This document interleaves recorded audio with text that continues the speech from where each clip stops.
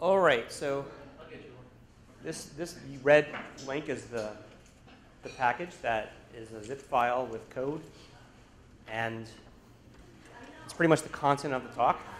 So if I totally just, I have a cold, so if I just totally collapse, you can just read the tutorial. And we'll run through the code in this thing as we go along, and I'll show you how to do it. So did everyone get this installed and downloaded? No environmental issues? All right, so how many people here are Python programmers and know Python? It's good if you know Python, it'd be helpful. So, okay. So some people here are not familiar with Python, or? Okay, all right, so I should go really light on the Python. Okay. And then what's the breakdown of database administrator people who just want to learn more about scripting? And okay. But I'm assuming people here are pretty familiar with SQL, database conference, so I can go lighter on that side. All right. All right. So this is the, I always talk ahead of my slides because I forget what the slides say. So I'm assuming all this basic knowledge about SQL, DDL, querying, DML, joins, grouping, not that important. Transactions. The way this talk goes, it has more content than can really comfortably fit in 3 hours. And there's different ways I do it. Sometimes I do it, I just do it too fast, and everyone doesn't know what just happened. But I make it through all the content. Other times I skip certain sections, so I've kind of organized it so there's a couple of sections that I can skip, and I can kind of control how we skip. We can skip either some of the ORM stuff, or we can skip some of the core stuff, and it kind of depends on what's more interesting to the audience, what you find more interesting. When I show you how SQLAlchemy is broken out, what the components are, you might find there's two major components. One's the core and one's the ORM. You might find the core more interesting, and we can spend more time with the core. Or if you like object-oriented programming, we can go to the ORM and do more with ORM. But I'm hoping that at the very least everyone has a general idea of what a database abstraction layer looks like. Overview of SQLAlchemy, and these are points that I need to just read through, because if I try to expand upon them, I'll just say silly things. Known as the Database Toolkit for Python, 2005. End-to-end system for working with the Python database API. I'll show you what that is. Relational databases and SQL. We're at 08.2. I'm working on 09. Someday it'll be 1.0. I thought it was going to be a 1.0 after 08, but it turns out 09 had more fun stuff that I wanted to work on. And what are the goals of SQLAlchemy? Helpers, tools, components, to assist and automate database development at every level. And the important thing, the word automation, I talk about that a lot. SQLAlchemy is about automation. It's not about hiding. The big thing we have to fight against in the database abstraction world is, ORMs are terrible because they hide the database and they are an excuse for not learning SQL. And we're not like that at all. The better you are at SQL, the better SQLAlchemy will work for you. It's really about automation of repetitive things that you are sick of typing over and over again and want to have some scripting do it for you. Scripting that you control completely, really.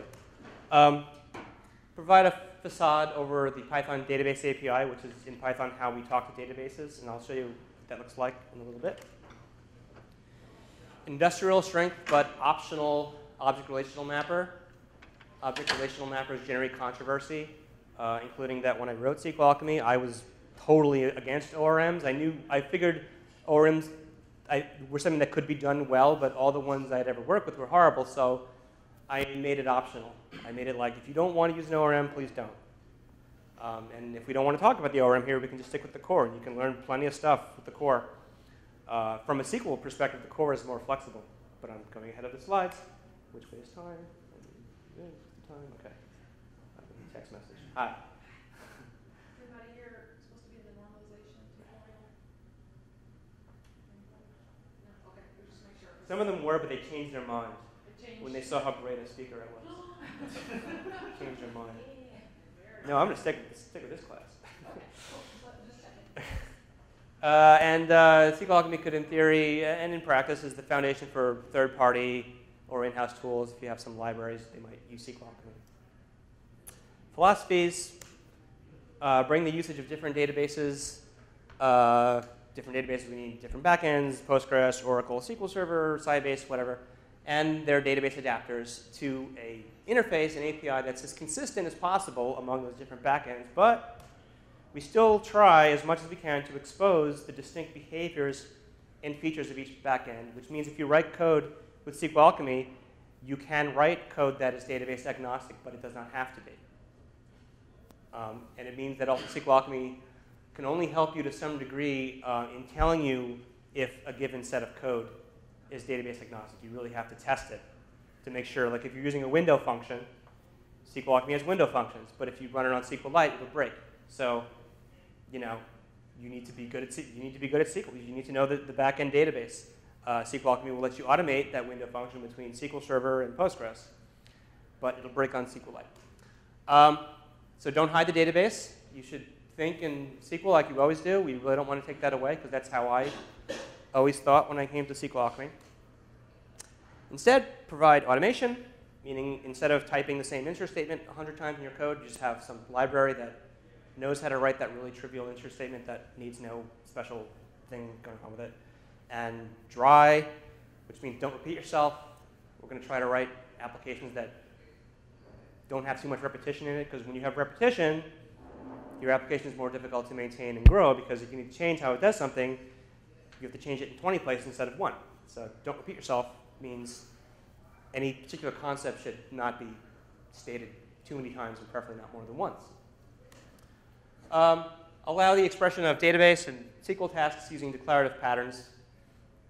We'll have plenty of examples of that. All right. So when you get SQLAlchemy and crack open the shrink wrap, as it were, sign the license agreement to Microsoft. These are the components. Well, actually, this component at the bottom is not part of SQLAlchemy. This is called the Python Database API. So if you're using Postgres with Python, the overwhelming probabilities you're using a database driver called PsychoPG2. Does that sound familiar, PsychoPG2? No one's nodding. PsychoPG2 is a really great database adapter for Python for the Postgres database. And while I think Postgres is probably the best database I've ever worked with, PsychoPG2 is the best driver. But there are other DB APIs. If you use Oracle, you might be using a DB API called CX Oracle. There's many for MySQL. So we start with the adapter given to us by the Python community. SQLAlchemy then provides, at first, these two components. One's called the dialect, which describes to SQLAlchemy how to do the different things that a database needs to do using that database's own language, own variant of SQL, as well as the API quirks of the DB API.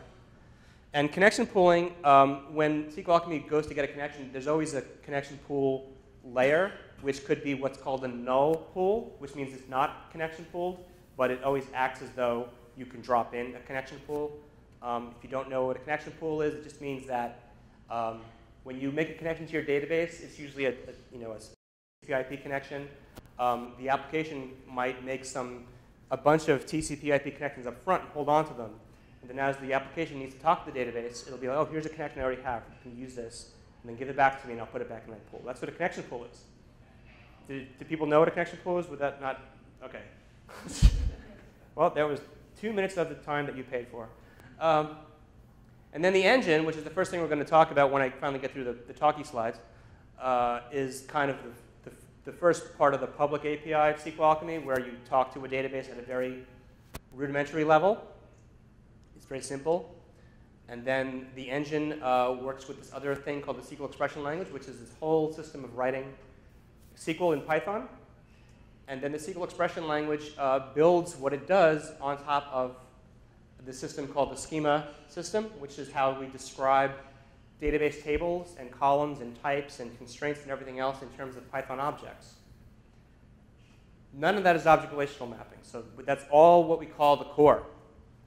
So when you're done with the core and the core is set, after that was built, we built on top of the core an ORM, object relational mapper, which is used when you're specifically writing object-oriented applications. If you're writing an application where you have your customer object, your customer has orders, and you have shipping address object, the canonical example objects, the ORM will deal with persisting those objects in a relational database, but it does so via the SQL expression language. So the ORM doesn't ever write a SQL string. It always talks to this system in order to communicate with that system.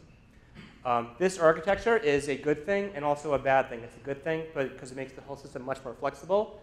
It's a bad thing because it has more overhead in Python. There's more function calls to go from there to there. So there's a little bit of a performance implication, which we pretty much worked through pretty well, but it's a more complicated. You're going for a bigger win, and you'll see. See, now I'm rambling.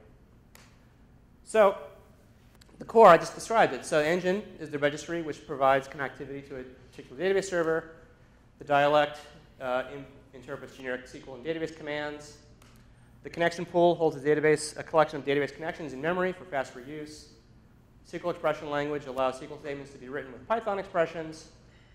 Schema types, Python objects to represent tables, columns, and data types. And the ORM, this is more new information, allows construction of Python objects which can be mapped to relational database tables. And this is just, you'll see what that looks like later, assuming we get that far. Transparently persist objects into their corresponding database tables using a pattern called unit of work, which we will also see later. Provides a query system which loads objects and attributes using SQL. That is in terms of your object mappings.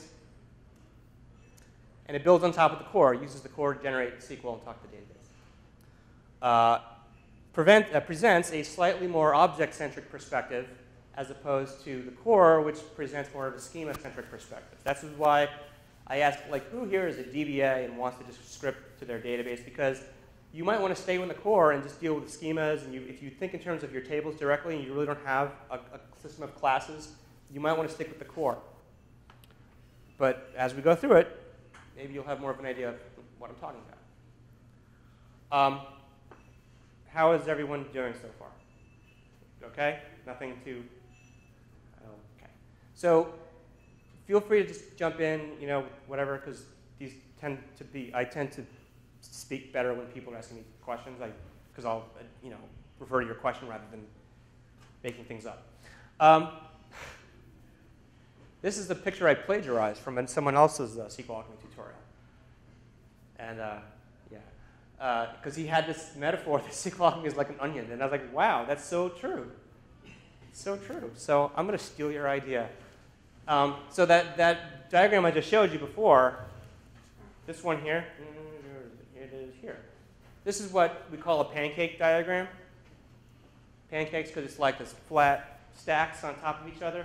That's a real term. Real term. This is an onion diagram, which is not a real term. So this is kind of like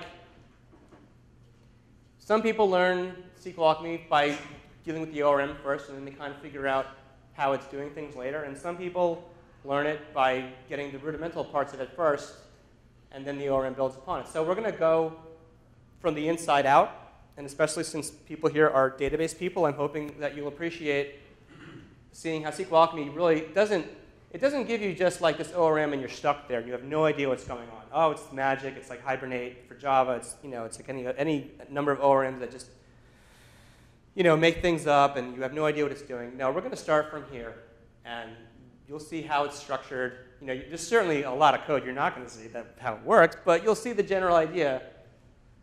And I'm rambling, so let's go. So at this point, there's a color-coded scheme. We'll start with the green, and then the blue, the yellow, the red. And what each of these colors is going to mean is that we're going to actually, well, first we'll do some slides.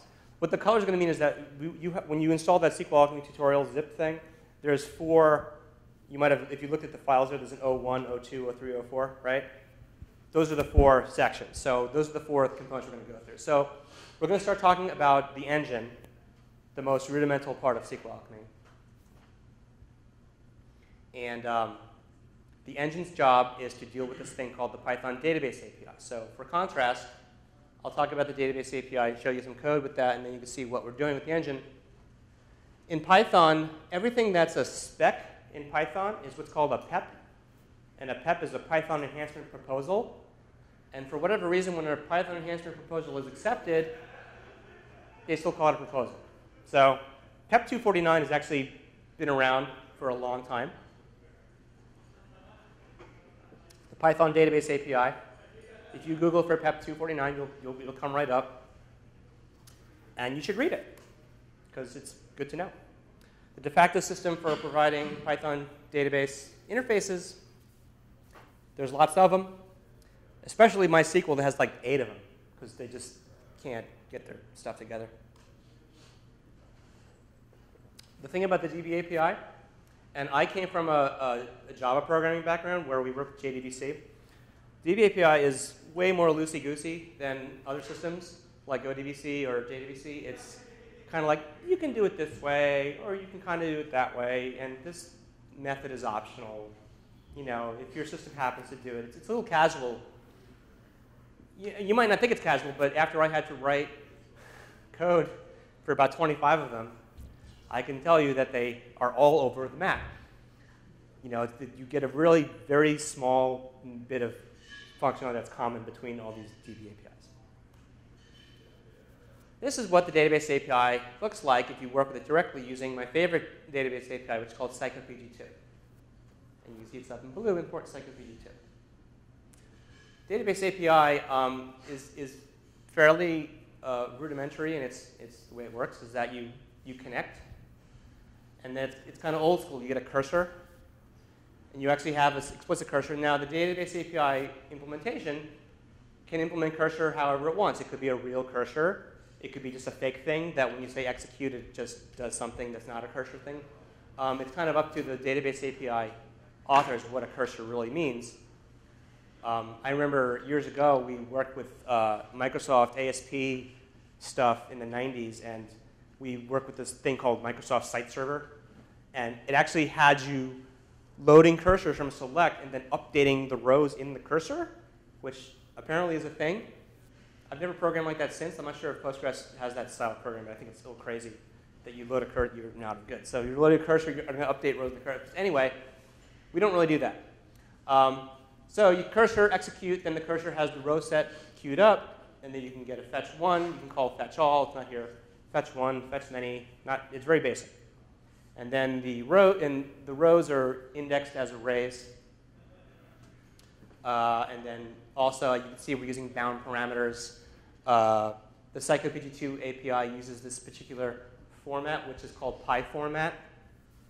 The Python database API supports 6 different styles of bound parameter syntaxes, which I think is crazy. And we've had many arguments about, can we please have just 2, like a positional and a named? But they cannot agree on which 2 they would be. So we have 6. And then the funny thing, well, not funny, but the thing at the bottom, you might notice that there's after we do some work on a connection, there's a commit, which means there was a transaction, but there was no begin. And that is a big part of the database API that I always try to hit people on the head with a hammer with, is that when you say connection, you are in a transaction. I think it's really important that the Python DB API is not auto-commit by default. So it's when you open it up, you're in a transaction, you have to commit it, or if your database supports transactions, your data will not be committed unless you do that. Some DB APIs have auto-commit, but it's not really part of the spec. And SQLAlchemy has an auto-commit style, but we implement it ourselves. And now, as I pre-read my slides, it'll probably say the exact thing here. There it is. I don't even know I have slides, just do it from memory, right? Transaction's always in progress. There's no begin method, only commit and rollback. Encourages bound parameters, 6 different formats. DB APIs are very hard to program to because of all these problems.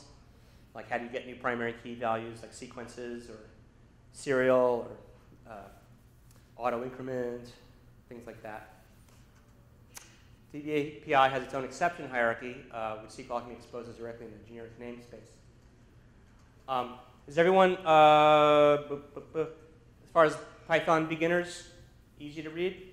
No big deal? Okay. Not being thrown off by the Python formatting and stuff? Okay, good. SQLAlchemy and the DBAPI. What time is it? I'm going slow. Okay, first layer in SQLAlchemy is on the engine, which is the object that maintains the classical DBAPI interaction. And finally, we're time for code. Now, you can all run this along with me, or just watch. I have little quickie exercises in these things, which we can either do or I can do them for you, assuming that I can do them with my current foggy head.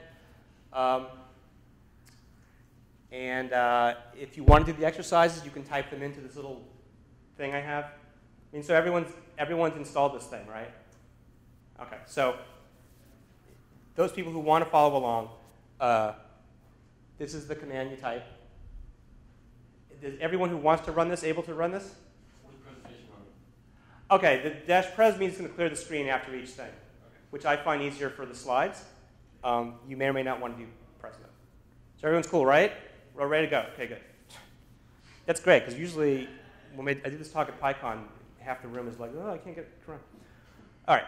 So what the thing did, it actually put in this for us. This is just some data we're going to play with, just so we have something, and it's using that really boring employee of the month.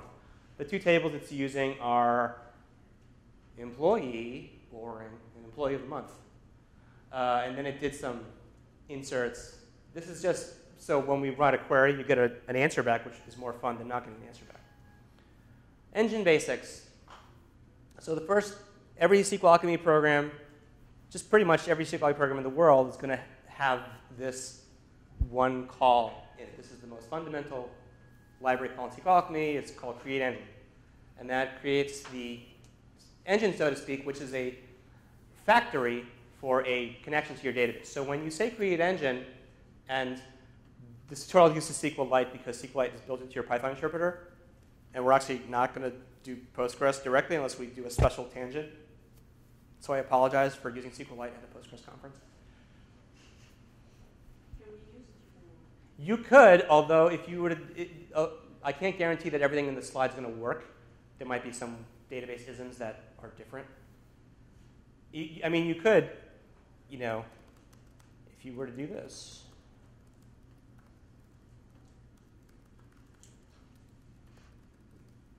I can't be that sick because I can type. You'll get that because I didn't install Encyclopedia 2. If I were to put that in my virtual lamp, then I would get it. CD size and pip install. Why did you say you're not using Postgres? Well, usually when I run this tutorial for people, they're having just to get the thing installed. And SQLite comes with the Python interpreter. So it's already built in, and it's in memory. And it's just a little simpler for the purpose of getting everyone to type along with me. And also, now what I could do is I could technically say, I could take that underscore away, but there might be, I can't guarantee that my slides are all going to work as is without me changing them, and I probably can't do extensive coding in front of an audience. Considering I don't do job interviews, I don't interview anywhere. I just freeze up. I don't do it. I can't. So I wrote SQLAlchemy, so I wouldn't have to interview anymore. They'd go, well, he wrote that thing. How bad could it be? I always have a backup plan. All right. So it'd be better if we go with SQLite for now, because that way I know the slides will work. So anyway, when you have the engine, the thing I was saying before is that it actually has not connected to the database yet. The engine, a lot of aspects of SQLAlchemy use a lazy initialization pattern, where it doesn't connect to anything until it's time to connect. It doesn't run any SQL until it's time to run the SQL. It doesn't do things until it's time.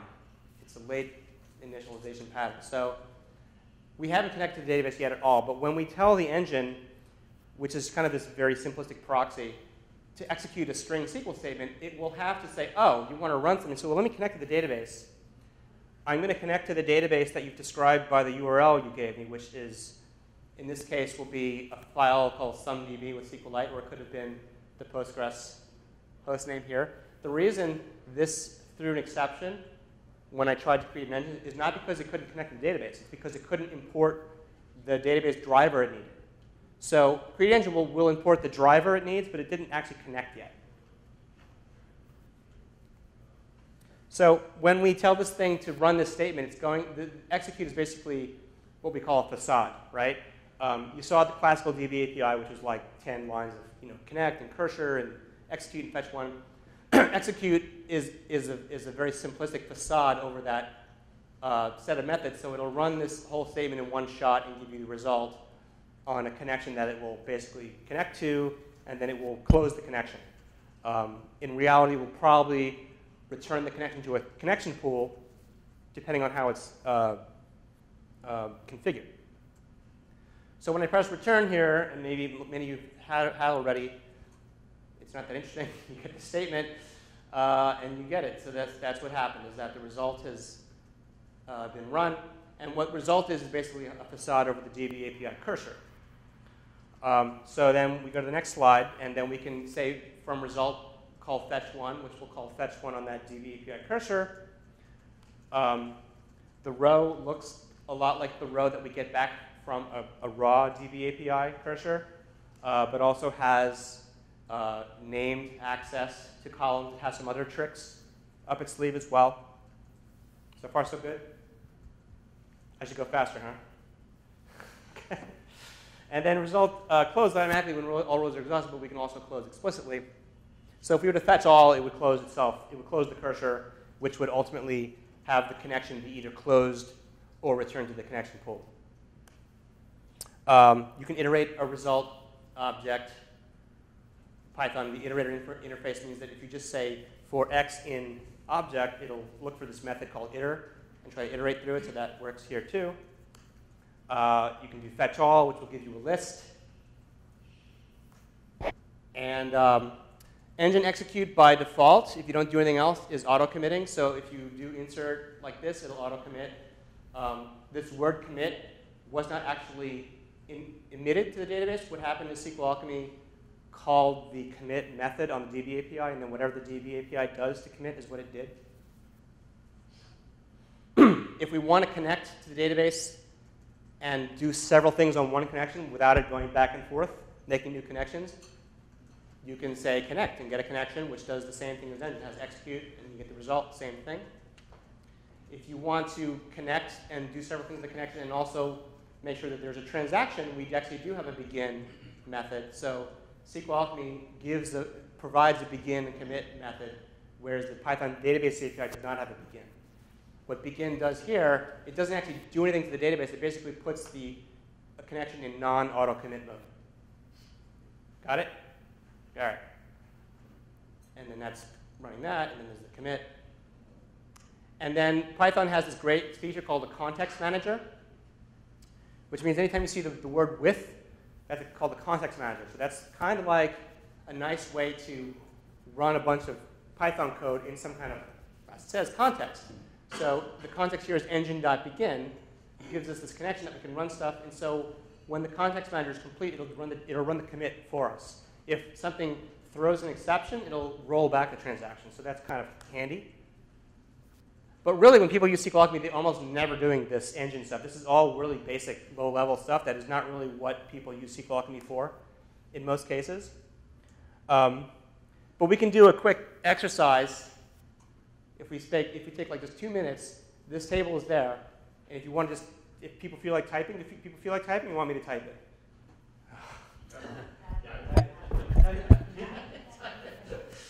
Type it, engine. All right. Engine, yeah, I'll give you the result. Engine, execute, insert into. Now I have a cold, I'm all foggy head, so feel free to help me or employee, emp, name, values, Someone should be typing. Someone should also be typing. Just so I can say that someone did the exercises. Oh, wrong quotes. Yeah, didn't make a mistake. Filbert. All right. There's a bonus. Oh, that is going to insert a primary key. I might have this wrong. Ah!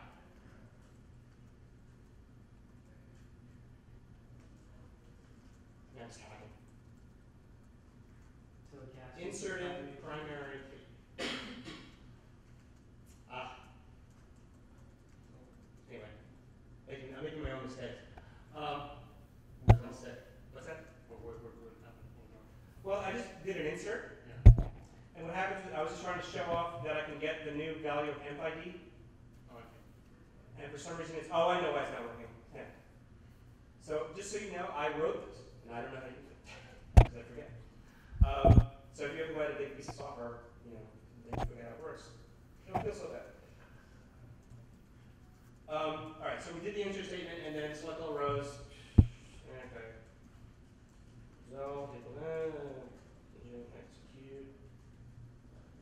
Select star from, what's it called? Employee. There you go. So fetch all. Or B. All right. So that was step 1. 2 o'clock, 3 o'clock, 4 o'clock. All right. Engine facts. When we did the engine.execute for keep us sane when reading docs and talking about SQLAlchemy, we call that connectionless execution. The engine connects and disconnects for us. Using a connection, using engine.connect is called explicit execution. We control the standard connection. The engine usually, the engine usually uses a connection pool. Testing, which means disconnecting often means the connection is just returned to the pool. The SQL we send engine execute as a string is not modified. So engine execute is basically the lowest level where the idea is that you send that string that goes to the database API directly. So if you wanted to have the DB API do some special thing, that string you send is not modified in any way. Any questions on engines? Okay. So that's the engine is the facade. So now we're going to get into how we use Python to actually represent things about databases. Okay. So what is metadata? And obviously we've heard about the NSA hacking our phones. So now metadata has this other meaning, but in this sense, I'm talking about the Martin Fowler version of metadata. He talks about database metadata as a way of describing the structure of a database. So if you have tables, columns, other things that are in your schema, you can make a data structure that tells your program what tables and columns your database has, so that it knows how to script towards that backend. Serves as the basis for SQL generation and object relational mapping. You can, this is not a well-written sentence. You can produce database metadata in Python and produce a database schema in your Postgres database from it, as you saw me do before. I started to create table statements. So you can generate schemas using database metadata. You can also take an existing schema and generate database metadata from the schema. So it goes both ways. You can generate a schema and reflect it back into Python. So it goes both ways, although it is not a perfect process. It is lossy. There's just a lot of things that are hard to reflect back and forth. And those are the slides for metadata. So we go to the next slide. Metadata PY. So this is the most basic example of metadata.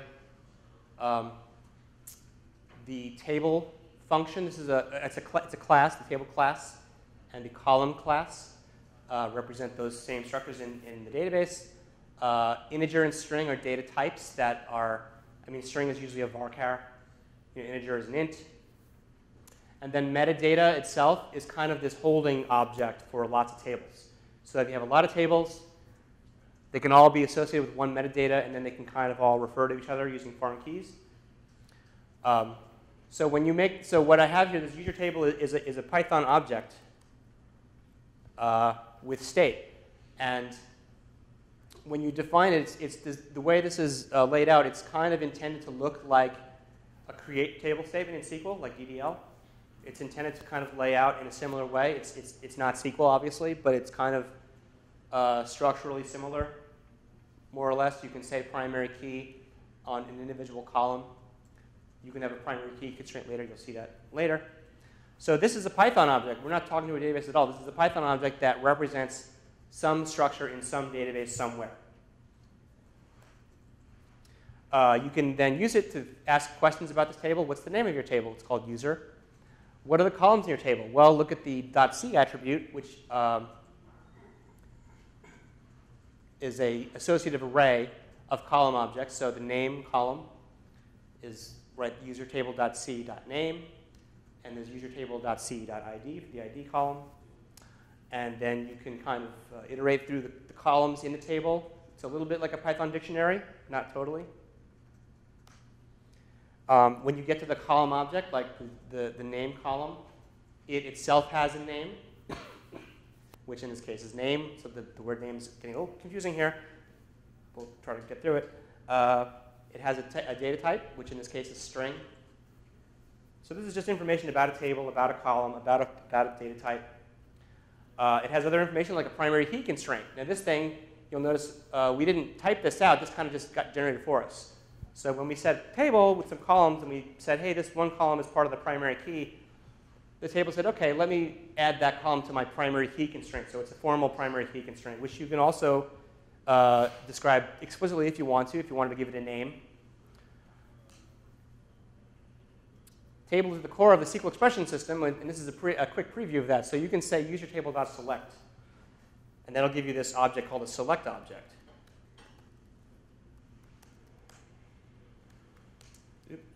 S, and if I said string on S, you get that. So this is the first example of dynamically generated SQL based on table metadata.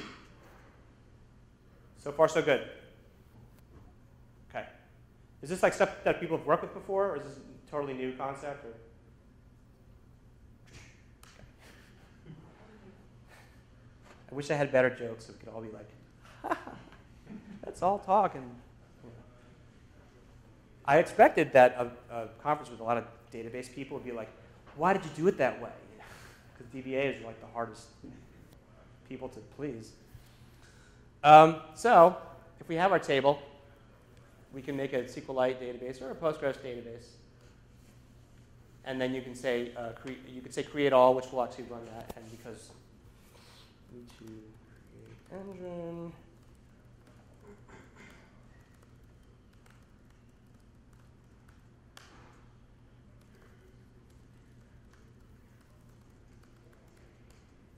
There's your Postgres. So, I know that's interesting, right? Because when it runs SQLite, by default, it wants to check for the table. So it does SQLite pragma table info, and then it does SQLite's version.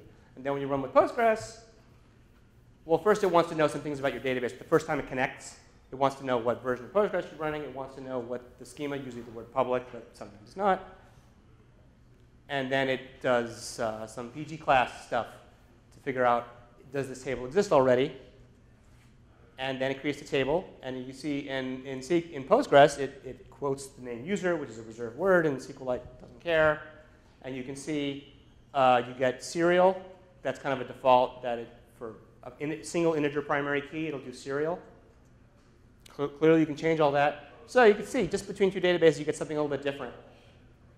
Different kind of bound parameters. Before the primary key, how do we make the serial on Postgres? So there's a system in the table called I'm going to get the name wrong. The name is called the auto increment. Yeah, there's a criteria which is that if you have a table with a single column integer primary key, it will by default call that the auto increment column. and it will do whatever the database needs to make it auto-increment. So in Postgres, it's serial. In MySQL, it's the word auto-increment. In SQL Server, it's the word identity. Now, you can say auto-increment equals false, and you won't have that. It'll, that's just that's one of few places where SQLAlchemy kind of figures you want this. We don't do that too much with the defaults. We're pretty explicit about things, but that's one of our little helpers. If the primary key were composited, I don't think it would do that, because composite, then it's like, well, you're doing whatever you're doing. All right, create table. So types are represented. There's some examples, some more types. I don't want to get too deep into this, but types, numerics, enums, and here, we'll do the Postgres thing again, because if I do an enum on SQLite, which has no enum, we get a varchar plus a check, which is really boring. But then if we do it on E2, it breaks, because I didn't give a name to it. I'm not going to, so what it would have done, the Postgres enum type.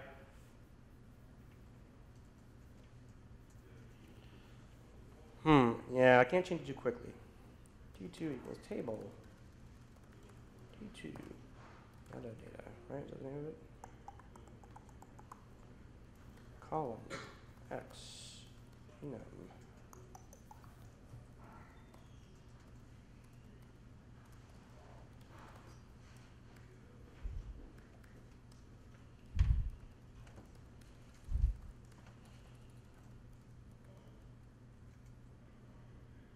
Oh, E2.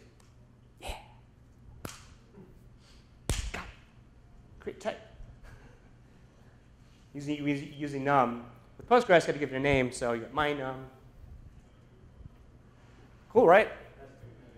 Enums are really hard. The Postgres enums are really difficult on my side to deal with migrations, because people want I haven't really figured out how to work with them fluidly with migrations and stuff. They're kind of hard to deal with, because it's this whole separate create statement that no other database has that. What an annoying thing. So table metadata allows for constraints and indexes. If you have two tables that share the same, well, they could be different, but in this case, they share the same metadata object. You can have a foreign key, which names the other table and the remote column by string. And this will make the address table. The foreign key references user ID. Now, you can also give that any. You can make a foreign key constraint with a name. You can have a composite. Obviously, it's all available. There it is. You can have the story table with a composite primary key, which is most easily stated by just putting the primary key equals true flag on more than one column. And then over here, we have composite, foreign key, local story ID, version ID refers to the remote story version. Make sense? Table metadata. It's neat. So that's already something useful. If you're a DBA and you never want to do anything else, I mean, you can write scripts to spit out SQL. I mean, that's handy, right? That's not object relational impedance mismatch. None of that happening here. How do you put in the rules on foreign keys? Like, what to do with foreign keys wiped out? Like, cascade or? Yeah, you have a key where you say cascade. You say on update. You could say on update equals quote cascade, or on delete equals cascade. It just goes in as it is.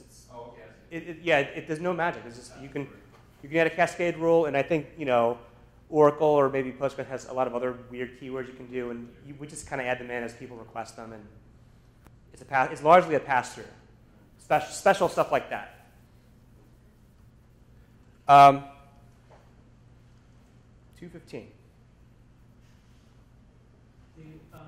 Has anybody, or have you encountered a use case where someone used this kind of method to do kind of like rolling archive tables or something? Rolling archive tables.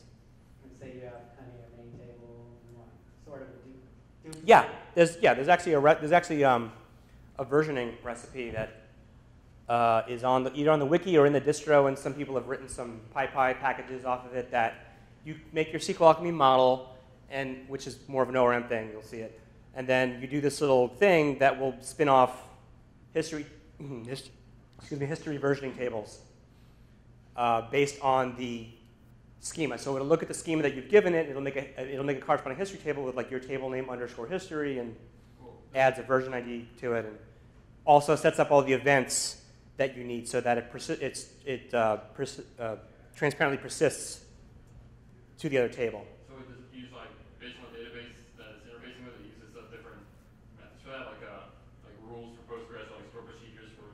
server or? This is an object relational mapper recipe, and when you use the ORM, it's pretty much doing create, insert, update, delete. It's not using stored procedures. You could make a system that uses events to fire off the stored proc if you want. You'd have to write that. You have to figure out that yourself. To make it generic would be hard because you need a stored proc that somehow could accommodate that. You can, and again, we're just scripting here, so you can do whatever you can figure out, kind of thing. Yeah, I mean, using a stored proc would be nice. You'd have to come up with a system that generates the stored proc or does whatever's needed there. Here's the exercise, and you can do it at home, because we just did it 3 times. Create table, because you don't want to type, fine. Do all the typing. Reflection. See, I'm looking at the time, and I have no idea where I should be at this point, so we're just, I feel like it's better for me to just go at a pace that we can get it, and instead of me just speaking 100 miles an hour. All right, so let's make a new metadata object, which means that this new metadata object they're a collection of tables. This one doesn't know about those 2 tables we just had. It's blank. And we're going to say, hey, Mr. Metadata2, we want you to create this table object called user, but we're not going to give you the columns. We want you to go to the database, to this particular engine, and just go over there and ask the database for its structure. So it'll do that.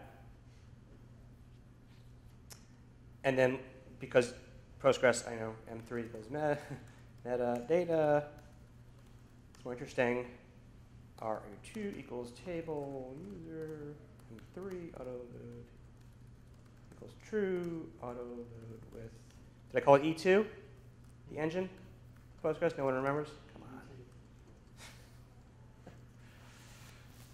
What I just did there, does everyone know what I just did there? I did the same thing with a different database. It's much more interesting, isn't it? All this look, Postgres. It's Postgres talk. Yeah, so clearly SQLite is a much simpler database to work with in this regard. So when we want to reflect the user table in Postgres and SQLite, we just do pragma, get the table info, the columns, the foreign key list, index list. If you want to go to Postgres, we do a lot more stuff because Postgres has more going on. Get the name of the table, and I don't even know what half this stuff is because I didn't even write half these queries here. Contributors have rewritten them to be better. So all kinds of crazy PG catalog stuff just so we can figure out, we have the table OID, which is fun. Get all the attributes, the columns. This is a fun one, not ATT is dropped. That's fun. Because it's still in there, but it was dropped, so we don't want to be in our structure. This is all stuff you don't have to worry about. We're doing this for you, but this is all the Postgres code that we have. Look, we even have comments in our SQL. No enum defaults in 8.4 at least. Crazy. All right. Good thing we didn't have to write all that SQL, because all we did was write 1 line of code, autoload, to get all this for us. Wow. Indexes, craziness. Couldn't even tell you what that. I'd have to look at the source code to tell you what all those are doing.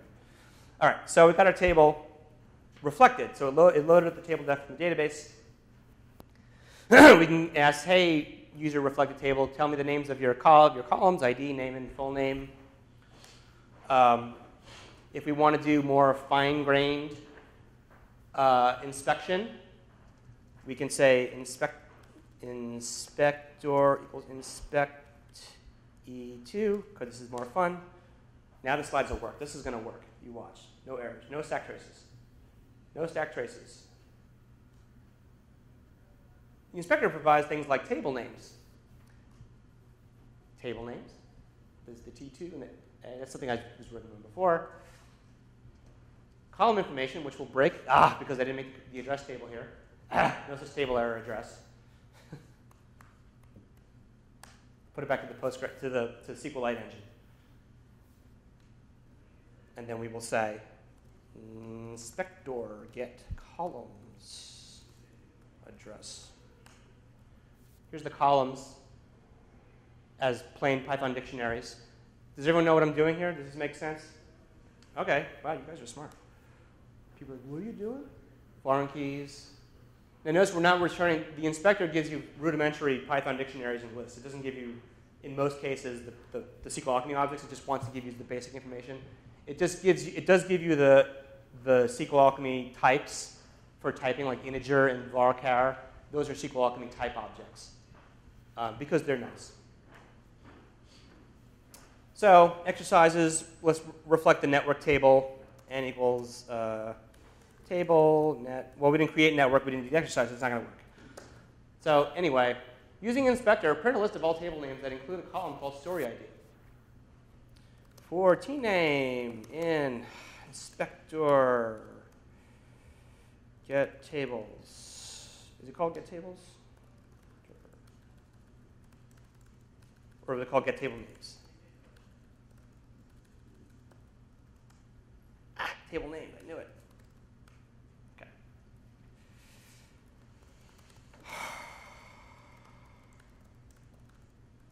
See, I can't code in an interview, but I can code.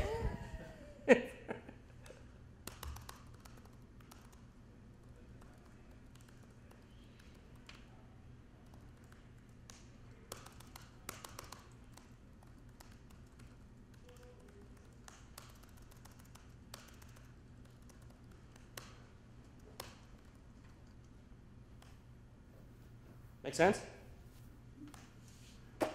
So, did it work? No, because I did the wrong code. I did the wrong code. I failed the interview. All right.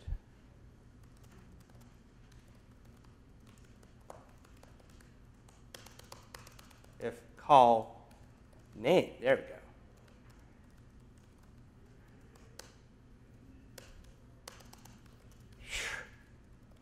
Making me work too hard. Just too much work. Great. Slideshow. Table metadata. Good? Got it? Okay, so can you show what SQL generated for this? It was cached. Oh, okay. This, because I did this, Okay. it actually cached it. Ah, okay. So you like join the main memory. Yep, Okay. it cached it. Okay. If I made a new inspector, it would have run the SQL again.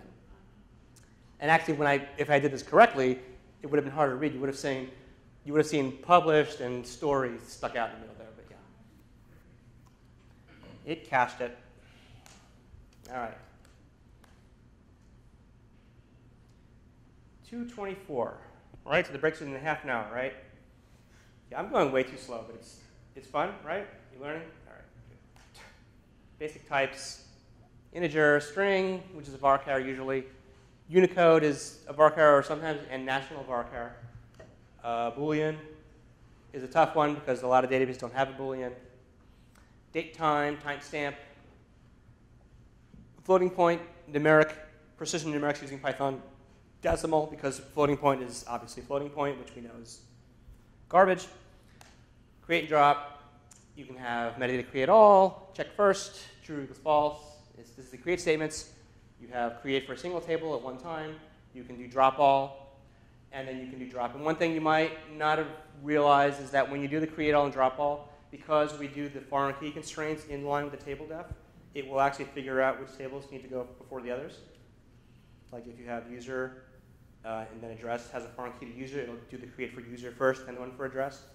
If you have tables with mutually dependent foreign keys, you can tell it to use an alter at the end so that it'll make table 1, table 2, and then put the two foreign keys as add constraint later. If you need that, that's the exception rather than the rule. SQL expressions. Now things are going to get really awesome. So, okay, so we'll go till 3 and see how far we can get with SQL expressions. But so far, no one even has questions about it. Because usually by now, people have been like totally confused about what's a bound parameter, what's a transaction. Every audience is different. I can't write a different talk for every audience. SQL expressions. Builds upon table metadata, which we just saw, in order to compose SQL statements in Python. We will build Python objects that represent individual SQL strings. These objects are composed of other objects that each represent some unit of SQL, like a comparison, select statement, conjunction, and or.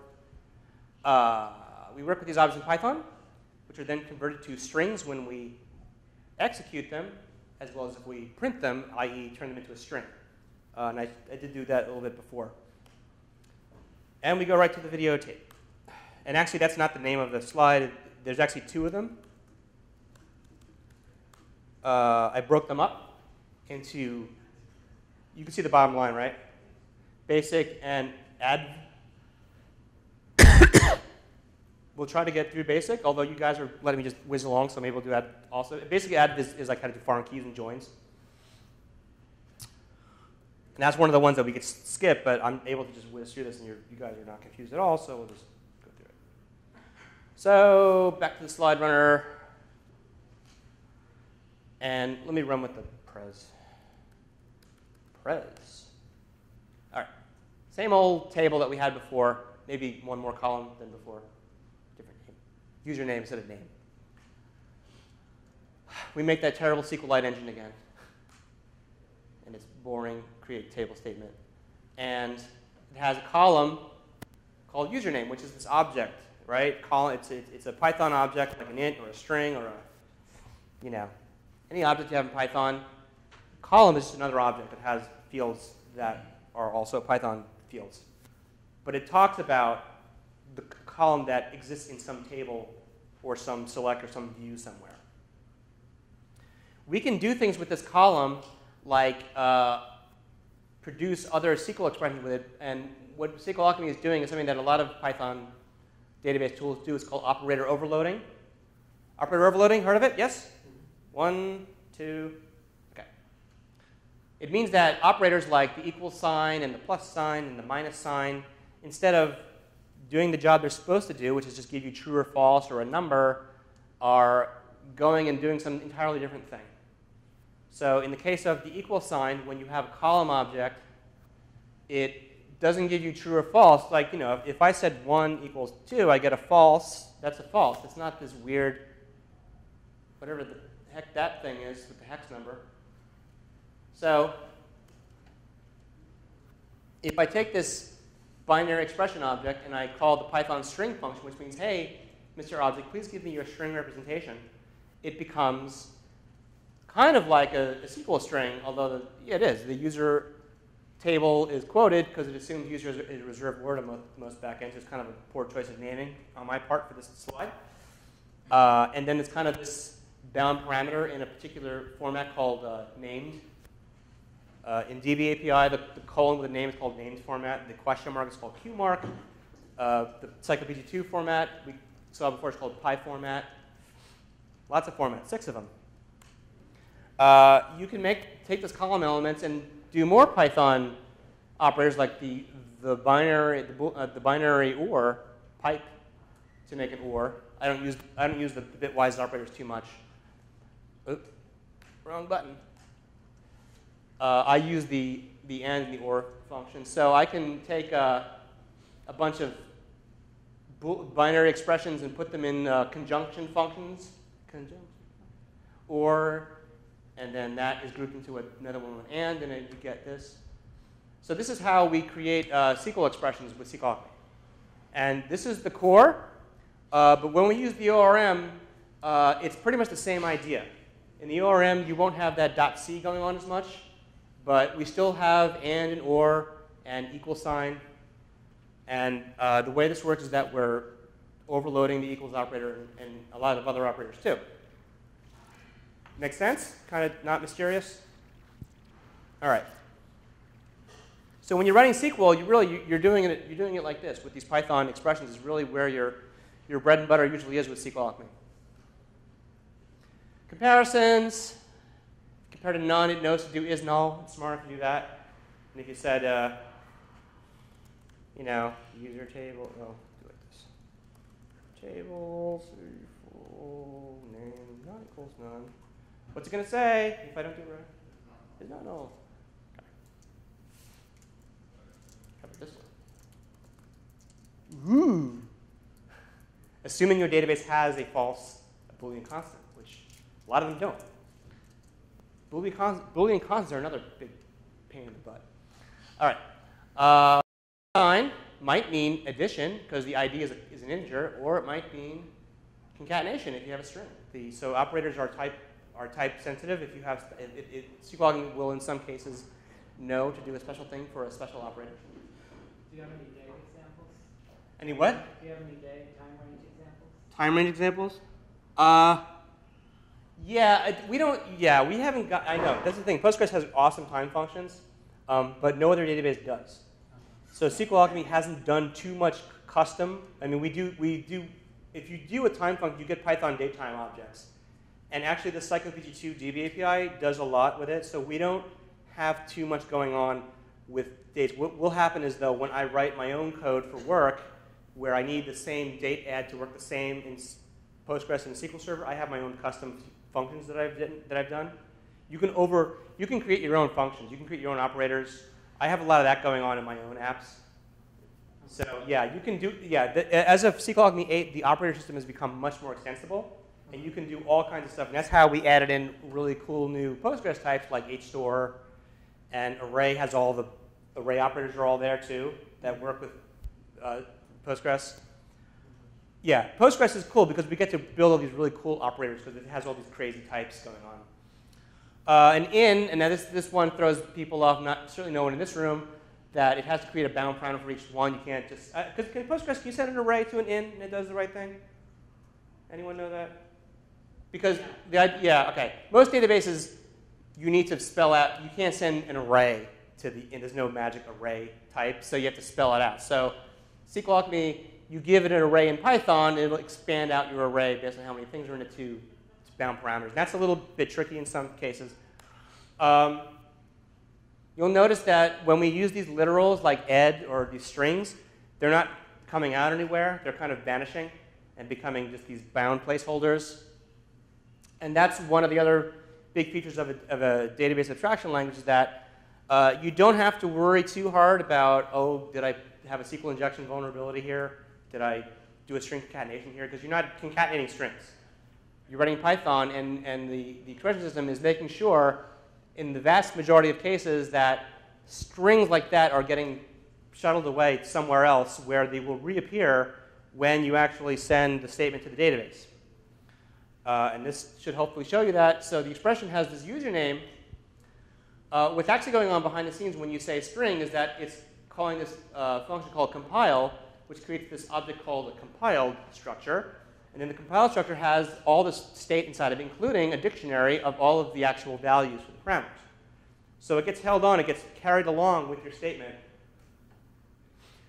So when you take your statement and you put it in select, the execute function will call compile, get the string version of the statement, send the string.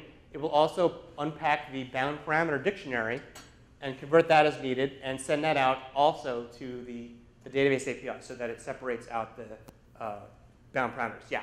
So will it actually are you actually doing prepared statements at all? That is up to the database API. So SQLAlchemy itself doesn't, the Python database API does not expose the concept of prepared statements.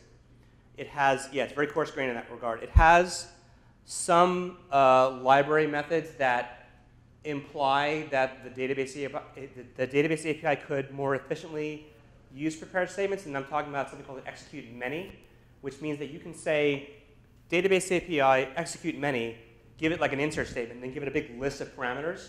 The DBAPI, if it's well written, should do a prepared statement on the back end and run it. So there's no explicit prepared statement API, which made my life a lot easier. I don't have to worry about it. So yeah, if you use like most of the MySQL drivers don't use prepared statements. So it depends on how the thing is implemented. Although SQLPG2, you certainly can look at their documentation and they'll tell you exactly what they're doing because they're pretty strict about how they do things.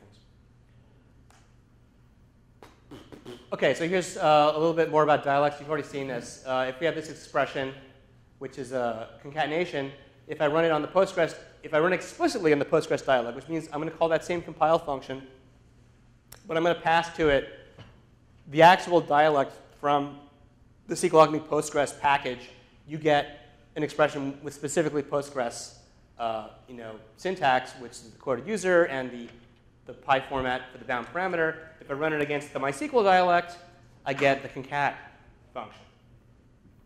So there's some more areas where a pretty simple expression does two different things, and so it's going to kind of figure out what we need.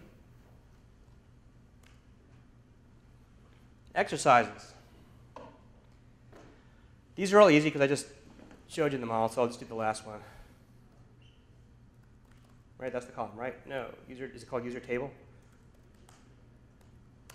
Equals Edward.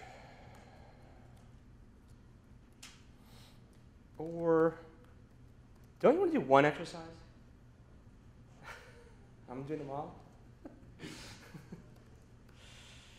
User table, C, full name. What did I do wrong? Did I make a mistake? F at the beginning? F? 4? Are you doing the 4 segment? I'm just doing number 3 here. Okay. Yeah, I'm just going to have it spit out because it's all 3 of them at once, and I don't. Did I get it right? Woo! Okay. And then if I take that, compile. So C is the compiled object that has a statement in it, which is that.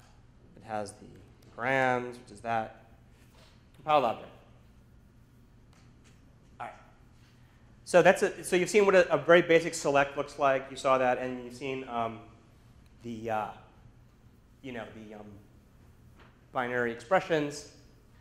And so rounded out, we can insert rows using insert. Now, insert is typically easiest if you just take the table object and call the insert method on the table. There's also a standalone insert function. You can say insert table, doesn't matter. It tends to be easier to run off of the table object. And then you can do dot values. There's a lot of other things you can do with it. We'll do this. We'll do the Postgres thing just to make this more challenging for you.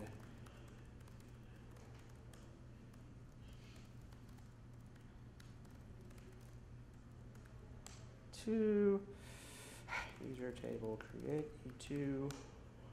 What?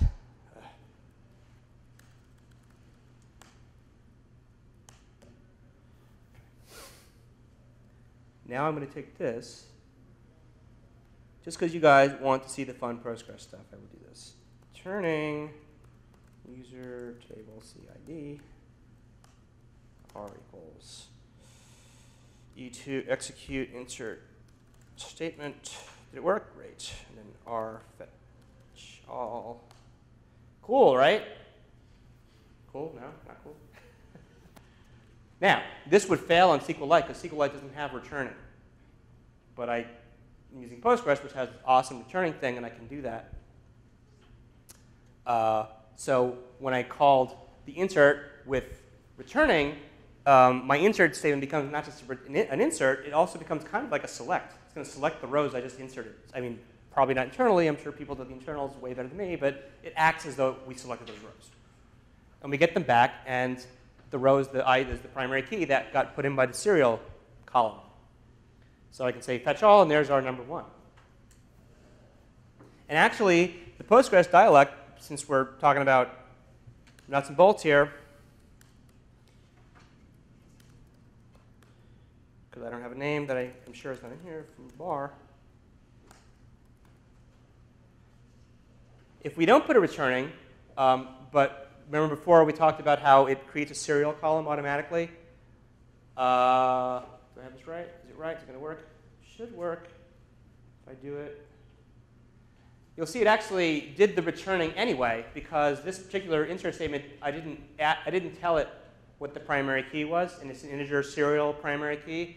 So SQLAlchemy's Postgres dialect says, hey, I know there's a serial here, so why don't I throw it onto the returning so that we get it back? Now, here's the thing. The difference, this is totally outside the curriculum here, so you get the bonus. This and this are not actually the same because here we said explicitly we want returning, and so we said, OK, we said fetch all, explicit. If I were to say fetch all here, it's going to give me either nothing or an error. R fetch all it's been closed, right? Because it already fetched what this is called is implicit returning, meaning it's calling returning for its own purposes, and it actually took the primary key, and hopefully it's still there. Remember I had that error before, and I was all humiliated? There. It's actually put it here, called the insert primary key. So this is kind of, I'm not going to explain this so deeply, but the point is that SQLAlchemy insert does a lot of mechanics to get these primary keys, because we're always using auto-increment type features on, especially on like SQL Server and MySQL with auto-increment. And you can only get those inserted primary keys back using special APIs like last row ID on other systems. So SQLAlchemy, one of the big things I wanted to do on day one was to normalize how to get these damn surrogate primary keys back. And the r.inserted primary key accessor is what gives you that. So when we use Postgres or SQL Server, it's going to use returning. When you use SQLite, MySQL uses a DBAPI attribute called last row ID, and other systems it'll, like Oracle, it'll actually execute the sequence beforehand, things like that. So this is just some of the nuts and bolts going on, because when you actually, if we get as far as the ORM today, if I don't keep taking so long with these slides, ORMs really need primary keys. ORMs are super duper primary key centric. They need to know the PK all the time, which is kind of a performance issue, actually. So if insert, now to answer that question about prepared statements, if I want to run multiple parameter sets, I can do that. This format will use the DBAPI execute many behind the scenes, which in the case of PsychoPG2 probably does use a prepared statement, but we don't see that. SQLAlchemy just logs the statement and the two sets of parameters that you gave it. So we had those two rows put in.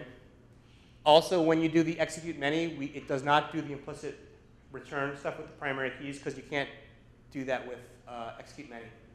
Copy says that for the execute many, I just looked it up, that it does the same thing as the execute, just holds on to it. Does it do prepared statement, though? Really? Yeah. I found another article that says Copy does not support prepared statements at this time. So for Postgres, you have to do it manually. Okay. All right. That's interesting. Interesting. They have a very good mailing list. If you talk, yeah, if you go on their list, they'll either tell you exactly why or argue with you or whatever. Those guys really think a lot about their products, so I encourage you to strike up a conversation. So here's a select, which we saw before. Here's a more complicated select. So select is here. This is a select. You can say user table select. You can do this. Just like insert and update. But what I'll often do is I'll run select as a standalone function so that you can pass to it the specific columns that you want, and you can pass to it multiple tables if you want to do a join. Select statement equals that, where that. So again, the select is trying to look a lot like a SQL select. Columns clause is select, columns list where this. You can say order by that. You can say, you can give it an explicit from clause. I'm going to probably do that in a slide or so. Does make sense, right? Okay. You can select all the columns by just passing the table to the select or saying user table.select. You can specify where clause, and basically we take that construct with the ors and the ands and we just shove it into the where is one way. You can call where multiple times. They will be joined together using and. So you get that. And then exercises.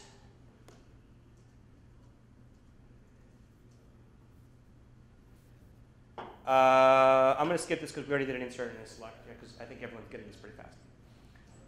I just relax my fingers.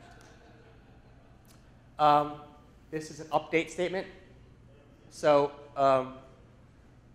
funny quirk, both insert and update use dot values to give it the values that you're going to put in the database. Because insert statement has values, right? An update statement has set clause, but come on, they're so similar. I call it values. So it's a little area where we're not exactly faithful to SQL. We call it values for both, because update and insert are both subclasses of the same base class called the values base, which is an object that has a dot values method. So you say update on the table. here's the values, where, that, and then if you run it, you get, update, you get the set clause from the values. Does that make sense? This is all like totally, all right, no questions. And you can send expressions to values. So we want to take the user table and say full name is rather pointlessly going to be the concatenation of the username and the full name and a space. And because even that little dumb literal space will become a bound parameter because it's a literal expression by default. I mean, you can control it. It becomes the bound space, and the user set the full name to be that. Right? Easy? Okay? No questions. Made it. So now we can see all of our names have been. Okay. And then finally, to get rid of all this pointless data, or at least one row of it, delete the row. Again, delete has where. So it's funny, like insert and update both have values, and then delete and update both have where, but not the. It's the thing I learned about SQL by doing this. I never realized that because I never cared. All right. I'll do this one to show you row count. What are we updating? User table, right? S equals user table, update, values, full name equals Ed Jones. Did I delete this row?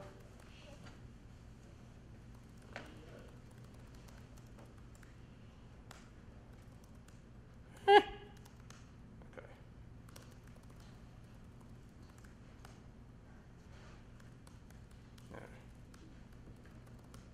All right. So when you do an update statement, and then I run it, and I get the result, we also can get the number of rows matched. So that's more DBAPI API access. You get the row count. Delete the row. Table. Delete. Where. And I can cut and paste. Oh. And it's out of there. All right. So in 10 more minutes, breaks in 12 minutes. So we will move on to the next, to the SQL Advanced, because everyone understands everything I'm doing as I do it, which is pretty good. It's the beginner course. All right. So now we're going to stick with the core. And we're going to also just throw in the mix. Well, actually, let me go through these slides really fast. I'm going to go through and see if you get luck. Because we'll do the same thing again at the ORM. And then we'll go through the break, and then the whole from 3 to 5. Really? Is the time going that slow? Because usually I run out of time a lot quicker. I wonder what I ramble on about usually. It's weird. All right. Weird. User table. Core joins, foreign key, subquery. Start with the table this time. User table. And let's make a new table called the address table with foreign key to the user table. So now you have user and then address, foreign keys out to it. So you have two tables in the metadata. Then we run the create, and you get the create, and you get the address with foreign key, references user ID. So we have those tables to work with. And now just so because we're going to deal with querying here, we're going to insert the data. So we're going to run that execute many thing, put 3 rows in for user table, put in 4 rows for address table, and you can see I made sure I had the right foreign keys up to the user ID, right? Easy? Of course it's easy. Audience knows everything. Run the statements, everything's in, no big deal. So we can make a join construct of these two tables using the join method. So the table object has got .join. So this table object .join argument is the right side and the on clause. And then the on clause is another one of those where criterions like we always do. It's another equals. It could be whatever you want. It could be greater than, less. It could be a big, long, crazy expression. It doesn't matter. So it just goes in. So when we print this thing out, it is a join object, join address on user, like that. If we don't put the on clause, SQLAlchemy will attempt to resolve the natural on clause between these two tables. If there is a single foreign key constraint from one or the other, if there are 0 or more than 1, you will get an error. So in the trivial case, you can omit the on clause because it'll figure it out. And when we have this join, we can feed it into our select by calling the select from method. So we say select statement equals select all the columns from the user table and address table. Modify it by doing select from this join object. So when we run that, we get a join. Select all the columns from user join address on clause, and you get it. So when we make this select object that we've been selecting things from, you know, in relational algebra, every relation, as they say, is a collection of tuples with columns in them. And SQLAlchemy tries to do the same thing, which is where when you have this table we've been looking at with the .c on it, anything that produces rows has a similar interface to table.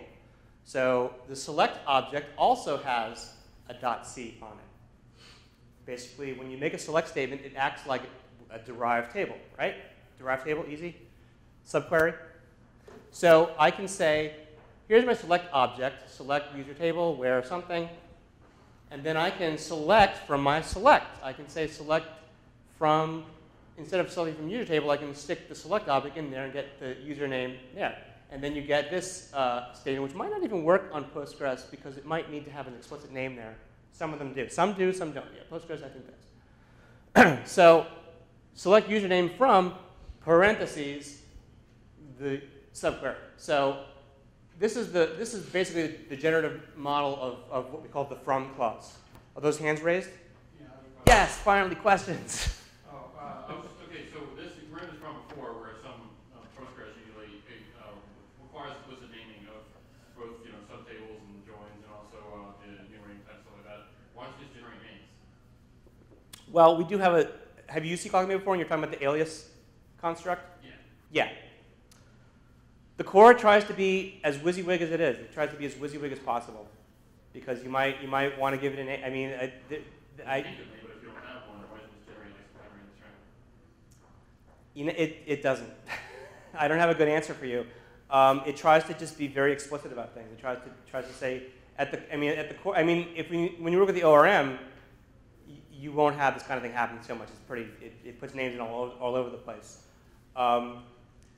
There's probably some reasons that I'd have to play with to show you that, like how internally it might not work out for the name to be but I might be wrong. It might be possible. It's kind of a semi-philosophical and a semi-no one's ever asked kind of thing. There might be, because sometimes when people want the core to do some automatic thing, I'll work it out, and it turns out it actually doesn't work because some areas where I can't give you an explanation right now, but sometimes it doesn't work out. But I can't give you a good reason. It might be possible. It's just something we never did because the core tries to, in as many cases as possible, just be about you didn't give it a name, so it's not going to give you one. There are people that have asked for just that without the name. Some people have do weird things. Yeah, bad answer, I know. No more questions. All right, so as you know, the name is coming up if we do the alias. Did I do the alias yet? Yeah.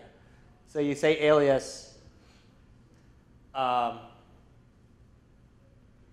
Yeah, I think it actually would have a lot of technical issues, because if you start calling upon the columns of the alias of the select, let me just move on. I'll figure it out later. Yeah, so if you say alias, then your statement gets an anonymous name. And you can give an explicit name, so you can say alias, you know, foo, and it'll give that name. But if you just say alias, it'll give you kind of an auto-generated name, and this name is actually dynamic based on where that alias, how it renders in the query. If you had 3 different aliases and they're all anonymously named, it would work it out so that the first one it sees gets an on 1, the second one it sees would be a non-2, and the third one would be a non-3.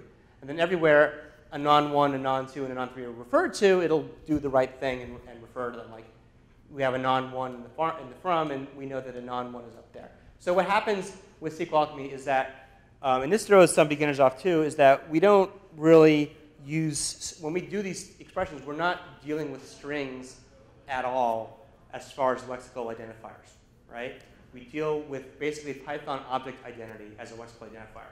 So if I say S1 equals select statement alias, S2 equals select statement alias, you know, S1 see username this column and S2 see username is this other. So these are two different Python objects. So when we create a SQL statement that uses these two columns, they have the same name, the same string. It keeps them straight based on which object it is. Sometimes people want to say order by, they want to put a string in it, and like you can do that, but then if the statement begins to get more complicated, they'll find their string no longer matches what it's supposed to match because SQLAlchemy isn't tracking things by names. That would be crazy. It tracks things by the identity of this object or that object. Okay. That's a subquery. So in SQL, a subquery is using an alias of select. So here we have our first almost somewhat useful query. Let's do some functions. Let's do a subquery against the address table. So we're going to get all the user ID columns, and we're going to group on the user ID columns. And within each group, we're going to get the count of the unique rows within each group of user ID values. So if we print this thing, bunch, we get select user ID count of address as count from address group by user address ID. So that'll give us as many rows as there are user IDs. What func is, it's a function generator. I could say func max address user ID. And you get max, and then it turns out func really doesn't care what you give it. You can give it, can't give it that. I'm going to do this, 1116, okay. Right. I can say print func, you know that, just crap. Address table CID, and you'll get that. So you can do that, and I can pretend that there's some kind of namespace of stuff, and you'll just pretend. It's basically like just a string generator, func. It's very handy. Func actually has a little bit of awareness of some of those names, like max and count, it knows. But other names you give it, it doesn't care. So we have the select, and then I forgot to use the pres mode, so I did that. This is like crazy. No, I did it. Why is it doing it? All right. Go 14. Go 14. I'll get my act together here, sorry. Scalar select's going to be using column expressions using as scalar. So we have our address query, and we can say as scalar, which means that this select statement is now going to act like a column, right? Scalar select is a select statement with exactly, I went too far. Let me go back. I skipped ahead. Let me go back to 12. Sorry. Nope. What number was I on? Slide number 10?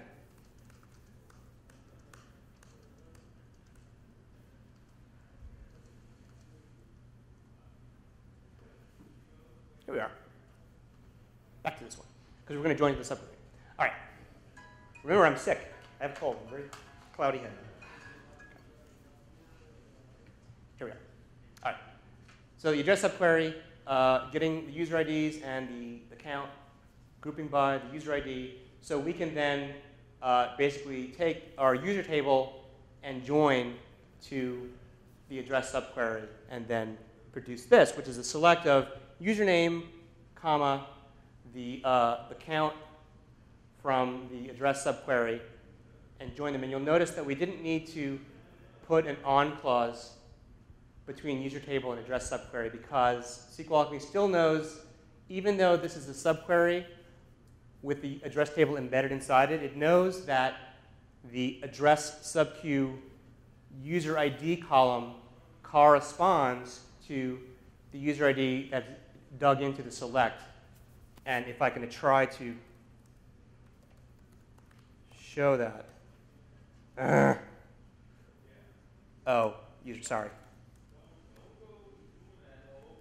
I'm probably saying the wrong name because I'm getting all delirious. All right. So the subquery has a column called user ID, which is not the same column as the address table user ID. But let me see if I can do this without getting all delirious again.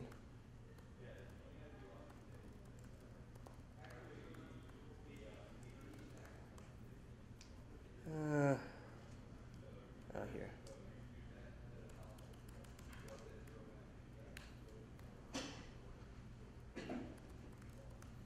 All right. The table, and you'll never need to use this function. I'm just showing you some internals going on. The table has a method called corresponding column, the selectable. So if you have the address table, which is the address table, then you have the address subquery, which is this subquery up here. The fact that the table has a user ID column and then the select has another user ID column, they correspond. So there's a function that SQLAlchemy uses internally called corresponding column to figure out that the user ID that's on address subq can be linked to the user ID in there. So that when you say, and this is just internals, you don't really need to know this very deeply. That's why I can say in many cases, the user table, join it to this select statement, and it will dig in and figure out which columns it should figure out the foreign key to make the ORM clause. Is that kind of, see what's kind of doing there? It's kind of, it's figuring something out for you that you can figure out yourself, but it's automated. There's only one column that it could possibly point to, so it knows which one to point to in many cases. Break time. Just remind me. Yep. 5 more slides. Basically the ones I began talking about before and I didn't realize I'd moved on. Skip. Scalar selects. Back to what I was talking about before. I think it's really funny how I just started talking about this slide and I didn't realize I had jumped. Sorry, it's just muscle memory. Select the count, a scalar select, exactly 1 row and 1 column. So give me the count of all the addresses where the address is equated to the user.